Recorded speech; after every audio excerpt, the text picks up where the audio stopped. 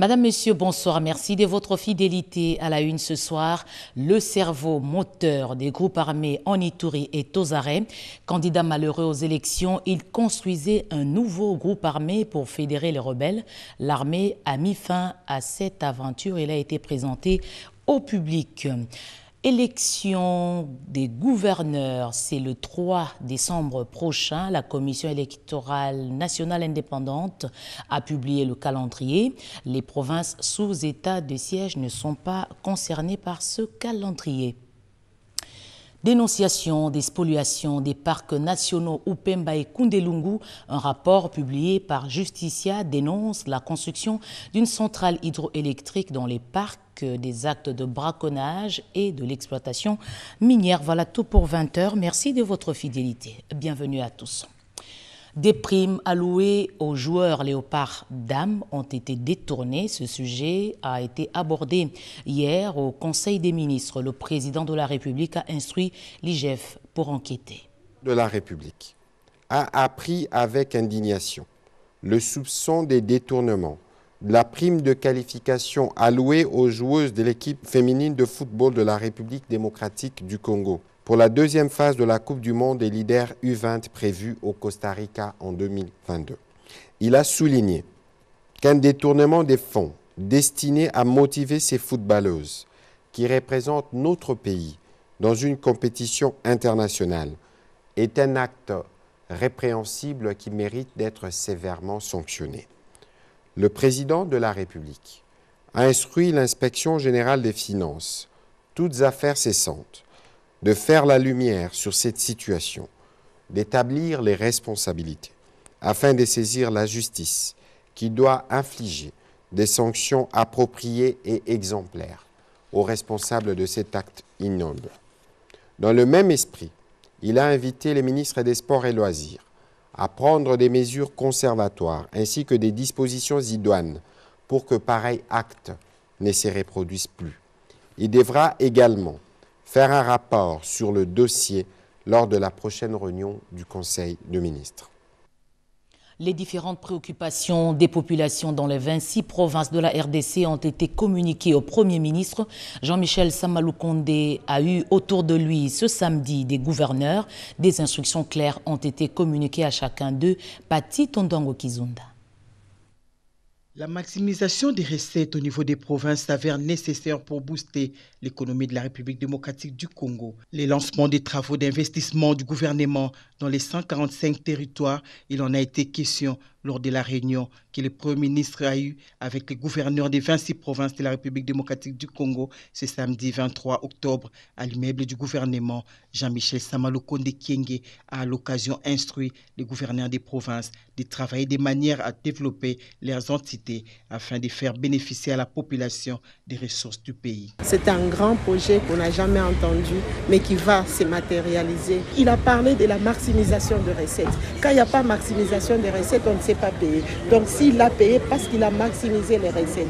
Et nous sommes en train de suivre son pas. Nous allons aussi booster nos économies au niveau des provinces afin que cette maximisation ne reste pas seulement au niveau national, ça doit aller aussi au niveau de la base telle qu'il le veut et c'est ce que nous sommes en train de faire. Fifi Masuka Saini, gouverneur à Idouloualaba, a en outre loué les efforts du chef du gouvernement dans les paiements des arriérés des autorités de l'exécutif provincial. Il a trouvé 2 mois et 2 mois d'impaiement. Nous avons tous suivi qu'à ce jour d'aujourd'hui, il a fait pratiquement 6 mois, mais il a déjà payé 5 mois. C'est une première pour les provinces, pour les assemblées provinciales. Les soucis de Jean-Michel Samaloukonde Kyenge, c'est le développement à la base des entités territoriales. La mise en place d'un cadre légal dans la lutte contre la corruption, c'est l'une des recommandations fortes des États généraux de lutte contre ces fléaux clôturés à Kinshasa. Cédric Keninambo, Nadine Kilosho, Moke Maloma pour le point. Clôture ce samedi 23 octobre 2021 des États généraux des luttes contre la corruption en République démocratique du Congo, organisé par le ministère de la Justice. Le vice-premier ministre, ministre de la fonction publique Jean-Pierre Liaou, représentant personnel du chef de l'État, a fait savoir à l'assistance que les recommandations issues de ces assises sont déjà parvenues au magistrat suprême. Il est vrai qu'en définitive, la lutte contre la corruption doit être l'affaire de tous, du sommet à la base. Le chef de l'État, à qui je réitère mes hommages les plus déférents, est profondément convaincu que c'est à ces prix seulement que nous pourrons sortir notre pays des maux qui le rongent pour le rendre un État prospère où il fait beau vivre.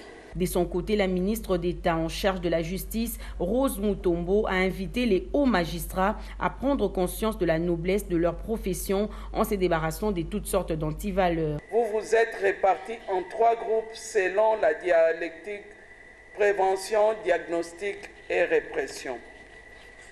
La prévention autant que la répression, tel est mon vœu, ne doivent plus demeurer de simples vues d'esprit.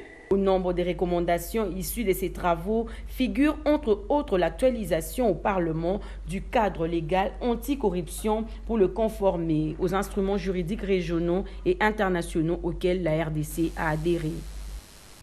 Coopération Kinshasa-Bruxelles, Elio Di Rupo, Christophe Lutondola ont échangé à Namur autour des différents domaines de collaboration en ligne de mire, l'agriculture et l'enseignement. Doris Mozo, Henri Amouri et Dichala Katala. Après la ministre belge de la coopération, le vice-premier ministre, ministre des Affaires étrangères, a fait les déplacements de Namur, capitale de la région wallonne, pour un déjeuner de travail en bilatéral avec le ministre-président de la Wallonie, Elio Di Rupo. Accueil, présentation des civilités, les 2 personnalités ont plongé dans un dialogue qui a fait le tour d'horizon de la situation politique, sécuritaire, enjeux économiques et de la situation sociale en République démocratique du Congo. La question de la CENI, les élections n'ont pas été oubliées.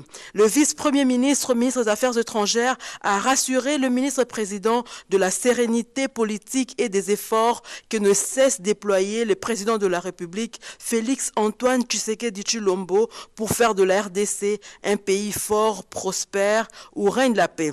La gratuité de l'enseignement, la santé universelle accessible à tous, ainsi que les infrastructures sont là les différents projets du gouvernement de la République, a expliqué à son interlocuteur le chef de la diplomatie congolaise. Attentivement, il a suivi son hôte. Le ministre-président Elio Di Rupo a remercié le vice-premier ministre, ministre des Affaires étrangères de la République démocratique du Congo. Il a promis sa disponibilité d'aider la République démocratique du Congo sur ses priorités. Christophe Lutondola a proposé 3 axes prioritaires sur lesquels la commission mixte devra s'épancher. Il s'agit de l'agriculture, la valorisation de la femme rurale ainsi que l'appui aux institutions provinciale. L'homme d'État belge a promis de s'impliquer personnellement pour la réalisation de ce projet et a dit venir en visite en RDC mi-novembre pour témoigner la foi de la Belgique en l'avenir de la coopération belgo-congolaise. John Tibassima, c'est lui le leader d'un des puissants groupes armés qui opèrent en Ituri.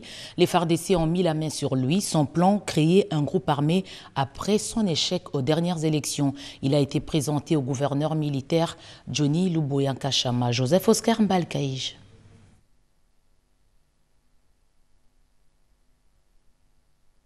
Voici ce que ça donne lorsqu'il y a complicité entre l'armée régulière et la population dans les provinces sous état de siège.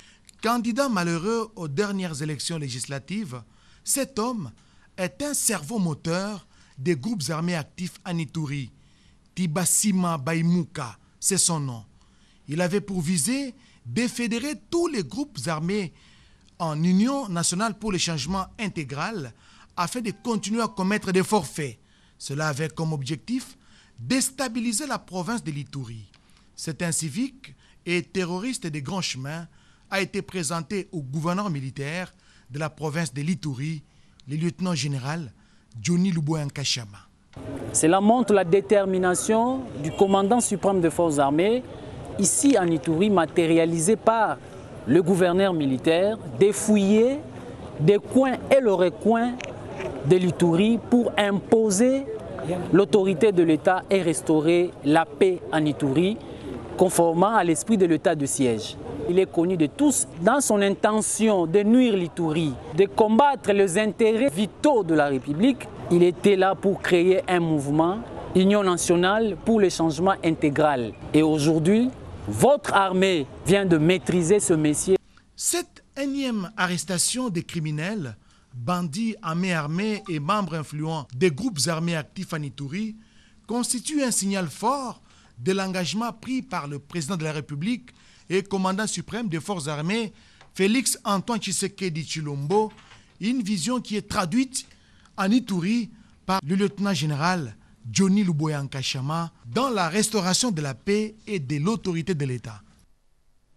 Le réseautage des organisations féminines en RTC, plusieurs ONG des femmes renforcent leur capacité pour mener ensemble des plaidoyers sur la paix et la sécurité. Christine Lenzo, reportage. Cet atelier ouvert par les PCA de la Coalition des femmes pour la paix et le développement, CFPD, Georgette Biébie, vise à renforcer les capacités des structures féminines dans la gestion organisationnelle et le travail en réseau. Aussi, les plaidoyers à mener auprès des autorités locales dans les 6 provinces de la RDC, Congo central, Équateur, Kwilu, Kwango, Maindombe et la ville-province de Kinshasa. C'est dans les soucis d'améliorer la présence des femmes dans les mécanismes locaux et nationaux de prévention et de résolution des conflits.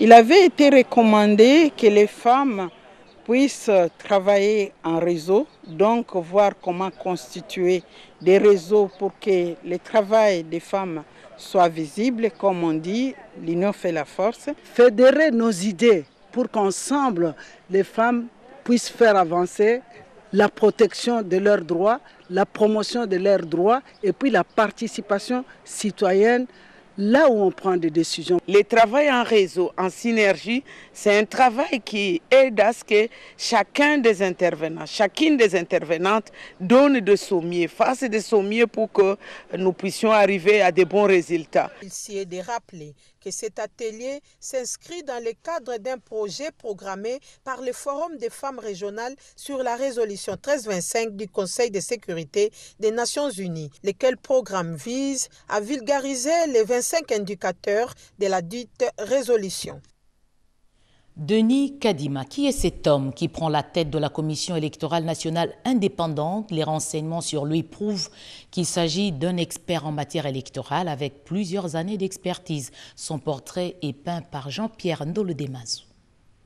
Né le 21 décembre 1961, le successeur de Corneille Nangaa, Denis Kadima, était jusqu'à la publication de l'ordonnance du chef de l'État, directeur exécutif de l'Institut électoral pour une démocratie durable en Afrique, ancien directeur du référendum et élection de l'ONU au Soudan de juillet 2010 à mars 2011 et conseiller technique principal du PNUD en Tunisie d'avril à juillet 2011. Denis Kadima est licencié en sciences politiques de l'université de Lubumbashi. En outre, il détient un master en sciences politiques et un diplôme post-universitaire en administration des affaires de l'université Witwatersrand à Johannesburg en Afrique du Sud. Expert en élections démocratiques et bonne gouvernance et doté de plus de 30 ans d'expérience professionnelle, l'actuel président de la CENI a à son actif des compétences solides dans les domaines de leadership, la planification stratégique, la conception et la direction des programmes, pour ne citer que ces quelques domaines, la liste n'étant pas exhaustive. Il a à son actif plusieurs réalisations.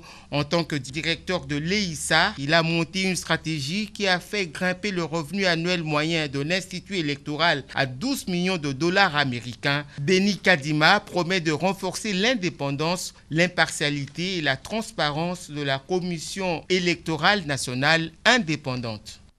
Le 3 décembre 2021, c'est la date retenue pour l'élection des gouverneurs et vice-gouverneurs dans certaines provinces, excepté la province de l'Ituri, encore sous état de siège. La CENI a publié le calendrier hier, les grandes dates dans ce reportage signé Floribert Kinanga Moussachi.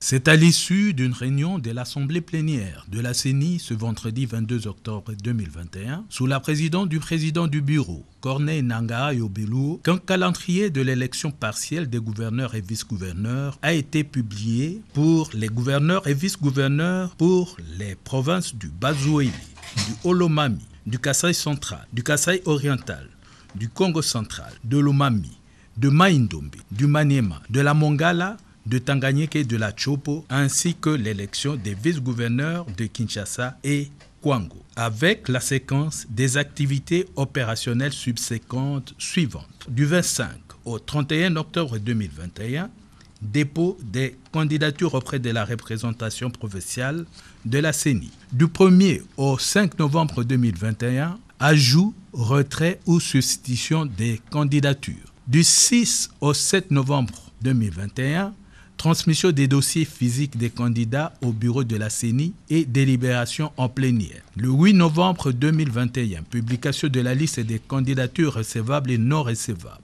Du 9 au 10 novembre 2021, dépôt des candidatures en contestation des listes des candidatures devant les cours d'appel des provinces concernées. Du 11 au 17 novembre 2021, traitement des contentieux des candidatures par les cours d'appel. Le 18 novembre 2021, notification des arrêts des cours d'appel à la CENI. Le 19 novembre 2021, publication de la liste définitive des candidats par la CENI. Du 19 au 28 novembre, accréditation des témoins, observateurs et journalistes au secrétariat exécutif provincial de la CENI des provinces concernées. Du 28 novembre au 7 décembre 2021, interaction avec les assemblées provinciales. Du 29 novembre au 1er décembre 2021, campagne électorale. Le 3 décembre 2021, vote des gouverneurs et vice-gouverneurs par les députés provinciaux et annonce des résultats provisoires par la CENI. Du 4 décembre au 12 décembre 2021, dépôt des recours en contestation des résultats devant des cours d'appel. Du 13 au 20 décembre 2021, traitement des contentieux des résultats par les cours d'appel. Le 21 décembre, publication des résultats définitifs par les cours d'appel. Du 22 au 24 décembre 2021, notification des arrêts des cours d'appel à la CENI. Le 27 décembre 2021, transmission des dossiers physiques des candidats élus à la présidence de la République pour investiture. Notons que l'élection du gouverneur et vice-gouverneur de la province d'Ituri interviendra après l'état des sièges. Les parcs Kundelungu et Upemba font l'objet de spoliations. Des activités illégales y sont organisées. Dépossédées de leurs champs, les populations font de l'agriculture dans les parcs. L'AS Bel Justicia a publié un rapport qui démontre de graves risques de perte des espèces animales. Henri Alimassi. Des graves menaces de destruction et des actes d'expoliation pèsent sur 2 parcs nationaux, Upemba et Kundelungu, au Haut-Katanga, Olomami et Lualaba. Ce rapport publié par Justicia accuse les opérateurs économiques d'exercer des activités illégales. Ils ont déplacé des bornes, donc ils sont entrés au-delà ou ils sont entrés dans les parcs. Donc il y a même des routes, des petits sentiers menant dans les parcs qui ont pratiquement été barricadés parce que la ferme y a érigé un mur, vraiment un mur en béton. Timothée Mbouya, président des Justicia, dénonce la construction au parc national Upemba d'une centrale hydroélectrique, ce qui constitue une destruction de l'environnement. Les espaces qui leur étaient dédiés pour le champ leur ont été presque dépossédés, dans ce sens que ces espaces ont été concédés à des grandes fermes. Donc pour ces habitants, les habitants de ces villages, ils n'ont presque plus d'endroits où pratiquer l'agriculture, presque plus d'endroits où pratiquer l'élevage, et par conséquent, ils sont obligés de se rabattre sur les parcs. Les populations riveraines également exercent des pressions sur la faune. Le monitoring de 6 mois effectué sur les 2 patrimoines universels note le braconnage, le feu de brousse incontrôlé et l'exploitation illégale des minerais. Renforcement de relations d'investissement et des échanges commerciaux, les ministres africains de commerce extérieur ont pris part au panel ministériel AGOA avec les États-Unis. Jean-Lucien Boussa de la RDC a participé à ces travaux. Lopez Kakouba. Le troisième forum économique et d'Afrique, Turquie-Afrique, est une occasion pour le ministre du Commerce extérieur, Jean-Lucien Boussa Tongwa, d'échanger avec les investisseurs. Au cours d'une entrevue avec les représentants de la société Ad Ibrahim, une société turque qui a une expérience de 109 ans, le ministre du Commerce extérieur était attentif lors des échanges avec ses interlocuteurs. Il s'agit des industriels qui sont dans le secteur pharmaceutique. Et comme vous savez, notre pays importe pas moins de 500 millions de dollars l'an de produits pharmaceutiques. Le défi est que l'on puisse offrir suffisamment de produits pharmaceutiques au pays. Mais l'autre défi, et donc l'enjeu le plus important, c'est pouvoir réduire le volume d'importation de ces produits dont le montant, j'ai dit tout à l'heure, s'élève à plus ou moins 500 millions de dollars l'an. Et avec Ad Ibrahim, nous avons convenu que donc, dans un premier temps, ils vont étudier le marché. Ces Turcs exportent plus de 400 produits dans 60 pays et ont également 4600 employés. Jean-Lucien Boussa invite ses investisseurs en République démocratique du Congo pour créer des emplois. Les ministres félicitent cette société qui produit et développe les produits. Merci Lopez. Restons en Turquie. Le dialogue avec l'Afrique se tient donc. Avec les deux parties, les échanges s'organisent à Istanbul. C'est dans le cadre du troisième forum économique. Invitée à ces travaux, la première dame de la RDC, Denise Nyakiro Tshisekedi, a axé son intervention sur le leadership des femmes. Envoyé spécial Naïcha Kialamouila. Ovationnée, Denise Nyakiro Tshisekedi est invitée à prendre la parole aux travaux du troisième forum économique et d'affaires Turquie-Afrique. Du haut de la tribune de ses assises, la première dame de la République démocratique du Congo s'est faite comme elle en a pris l'habitude, messagère de la cause de la femme en général et de la Congolaise en particulier. Autour de la question du leadership féminin, Denise Nyakiro Tshisekedi y apporte sa contribution. Le leadership féminin est un levier pour l'épanouissement économique de la femme et aucun pays ne peut se bâtir sans son apport. La République démocratique du Congo, pays d'Afrique centrale, deuxième plus grand pays d'Afrique, aux richesses inestimables, est une opportunité d'investissement pour tous et particulièrement pour toutes les femmes entrepreneuses de la Turquie et du reste du monde, présentes ou non à ce forum. Les réformes, autant sur le plan du droit des femmes que sur le climat des affaires, en font une destination que le peuple turc devrait absolument envisager.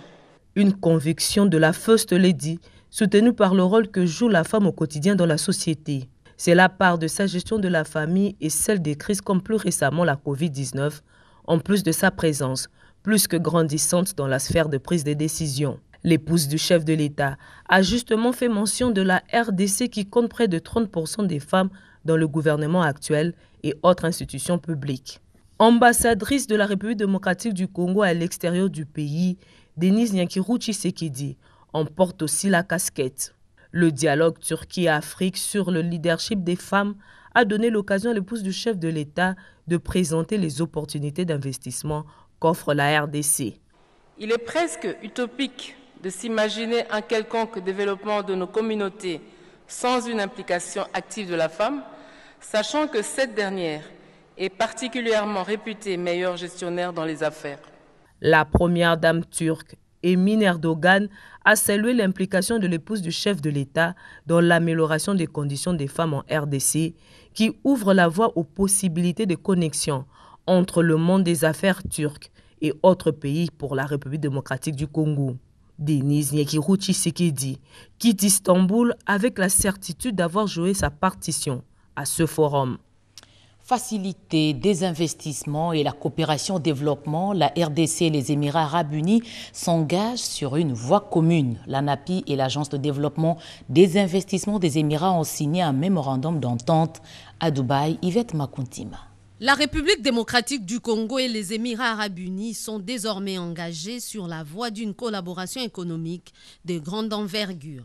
En marge de la participation de la RDC à l'Expo 2020 Dubaï, l'Agence nationale pour la promotion des investissements de la RDC ANAPI et son semblable des Émirats arabes unis, la DIDA, ont signé un protocole d'accord de collaboration qui établit les principes et la base d'une coopération technique et commerciale accrue entre les deux institutions. Cet accord vise, entre autres, les renforcements des liens économiques d'affaires entre la RDC et les Émirats arabes unis, notamment au niveau du secteur privé des deux pays.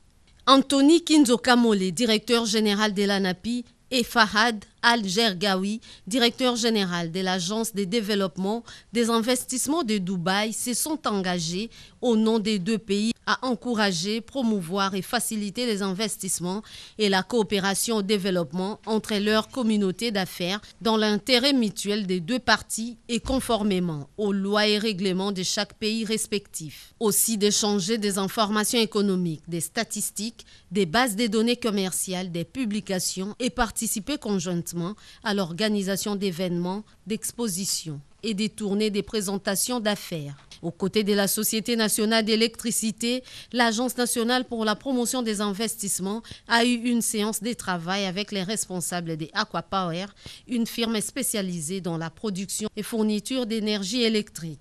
Les deux parties ont échangé des informations et pris des rendez-vous pour un possible investissement en République démocratique du Congo. Les lignes maritimes congolaises développent une collaboration avec Nairobi au Kenya. Une délégation de cette entreprise congolaise, conduite par son PCA, séjourne dans ce pays pour des contacts. Edith Chalakatala, explication. Sur le sol kényan, à Nairobi, la délégation des lignes maritimes congolaises a eu une séance de travail avec la délégation de l'ambassade de la RDC au Kenya, conduite par Charlotte Melanga Omoy, chef des missions diplomatiques. Des échanges sur l'ouverture prochaine du bureau de représentation et de lancement des activités dans tous les ports africains par où transitent les cargaisons destinées à la République démocratique du Congo. D'une ville à une autre, à Mombasa, la délégation des lignes maritimes congolaises a tenu dans la matinée du jeudi 21 octobre une séance de travail à laquelle ont pris part les autorités portuaires, les transitaires et les opérateurs économiques. Des échanges ont tourné principalement autour des activités des lignes maritimes congolaises. Être sur tous les ports par où transitent les cargaisons congolaises est un droit reconnu aux lignes maritimes congolaises et qui entre dans le cadre de la relance de cette société, a fait savoir le président du conseil d'administration, Lambert Mende Omalanga. Nous souhaiterions avoir leur collaboration, leur coopération